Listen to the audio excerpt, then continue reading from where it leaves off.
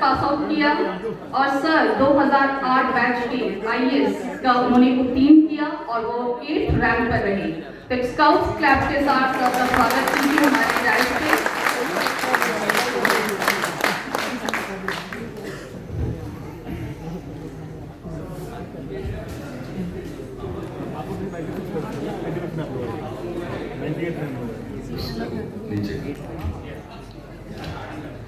ठीक है।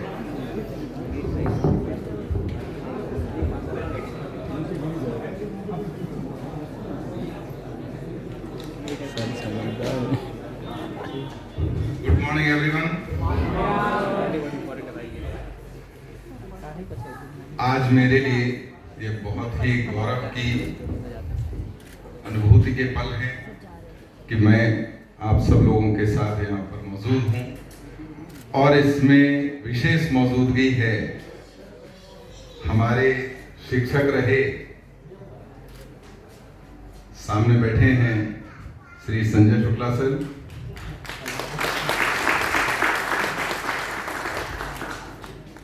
इसमें कोई भी हमारा अपना अकेला अचीवमेंट नहीं है, बहुत सारे लोगों का इसमें कंट्रीब्यूशन है और सबसे पहले मैं शुक्रगुजार हूं नवोदय विद्यालय संस्था का, जिसने मुझे वो बनाया जो मैं आज हूं। अगर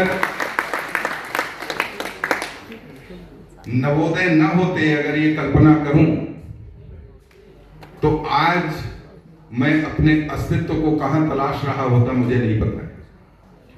तो सबसे पहले मैं कृतज्ञ हूं इस संस्थान के प्रति, जिन्होंने मुझे, जिस संस्थान ने मुझको वो ऊंचाइयां दी जिसको शायद कोई भी बच्चा अपने शैक्षिक अचीवमेंट के लिए ड्रीम कर सकता है। मेरा सौभाग्य रहा कि मुझे ऐसे शिक्षक मिले जिन्होंने हर पल मेरे लिए नए आयाम क्रिएट करने के लायक बनाया और उनके नाम भी मैं लेना चाहता हूं। मैं नवोदय विद्यालय बरेली के पहले बैच का स्टूडेंट रहा हूं, तो यहाँ पर बहुत सारे ऐसे नवोदयन होंगे जिनको ये आभास होगा कि जब नवोदय शुरू हुए थे तो वो कितने कठिन संघर्ष की दास्तान रही होगी कि जब पहले बैच के स्टूडेंट्स वहाँ अपनी शुरुआत कर रहे थे। ना ढंग की बिल्डिंग थी, ना सुरक्षा थी, ना बिजली का बंदोबस्त, लेकिन एक चीज जो भरपूर थी वो थी टीचर्स के दिल में बच्चों के लिए प्यार।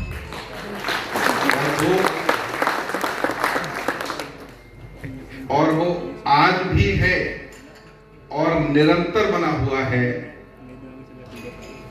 मैं अगर देखूं तो नवोदय हमने 93 में छोड़ा था और आज लगभग 30 वर्ष से अधिक हो गए, लेकिन अपने सभी शिक्षकों से मैं आज भी उतना ही निकटता महसूस करता हूं जितनी कि उस समय रही होगी, और इसमें गहराई जरूर आई है। विशेष तौर पर आर.के. चौधरी साहब जो इस समय नवोदय विद्यालय सीतापुर में प्रिंसिपल हैं, जी.एस. अवस्थी साहब और सरिता मैम जो अभी रिसेंटली रिटायर हुए हैं,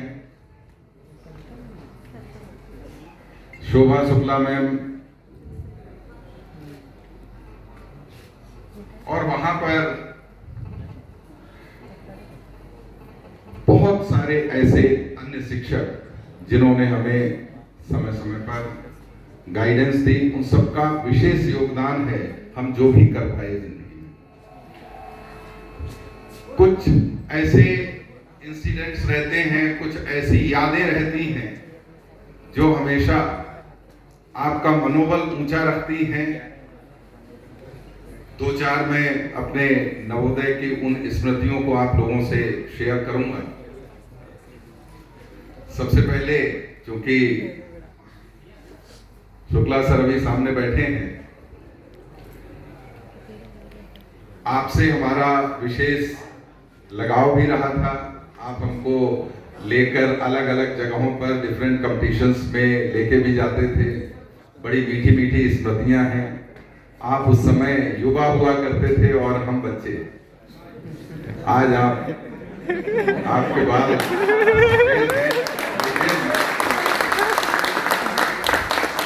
लेकिन लहजा वही है और अभी भी किसी हीरो से कम नहीं है।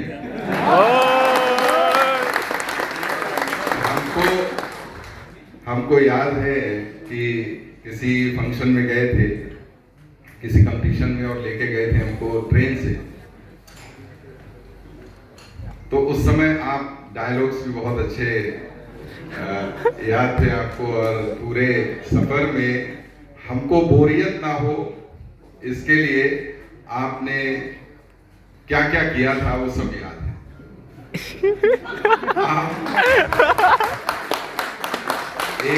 एक रेलवे स्टेशन पर अनाउंसमेंट हो रही थी, याद है? तो उस अनाउंसमेंट को उन्होंने एंटरटेनमेंट का जरिया बना लिया। यही नहीं, वो अनाउंसर बार बार यही नहीं कह रहा था, और वो आज तक याद है। बाद में जब भी हमारा कम्युनिकेशन होता है तो ये दो शब्द जरूर आते हैं, यही नहीं। तो इस तरह की मीठी यादें हैं, नवोदय के साथ जुड़ी हुई हैं। R.K. चौधरी साहब जो इस समय प्रिंसिपल हैं सीतापुर के, फिजिक्स के हमारे टीचर थे, और मेरा उनसे फिजिक्स में बहुत झगड़ा हुआ करता था, क्लास में भी और क्लास के बाहर भी। और वो मुझको अक्सर बोलते थे कि अबे गधे तेरी समझ में नहीं आएगा। मुझे याद है एक दिन वो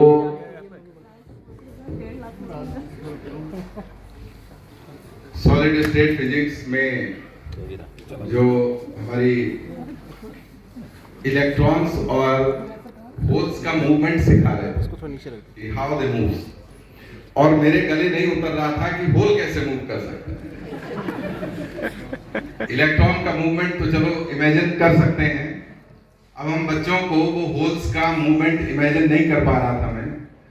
and I did not allow him to go forward, और वो पूरा पीरियड बीत गया उसी में। फिर उसके क्लास के बाहर निकले, मैं पीछे पीछे उनके निकल लिया, और उनको अगला पूरा पीरियड मैंने मिस किया, लेकिन मैंने उनको छोड़ा नहीं कि होल का मूवमेंट मुझे नहीं समझ में आ रहा, and he could not explain that. और उनका हर तीसरा सेंटेंस होता था कि अबे गधे तेरी समझ में नहीं आएगा।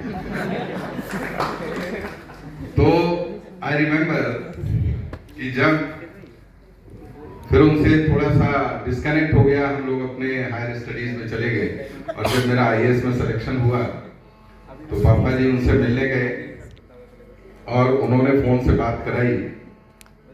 तो उन्होंने पहले सीधे अपने फोन से बात किया और हमको बोला कि पहचानो कि कौन बोल रहा हूं। तो मैं नहीं पहचान पाया, तो बोले अबे गधे तू नहीं पहचानेगा।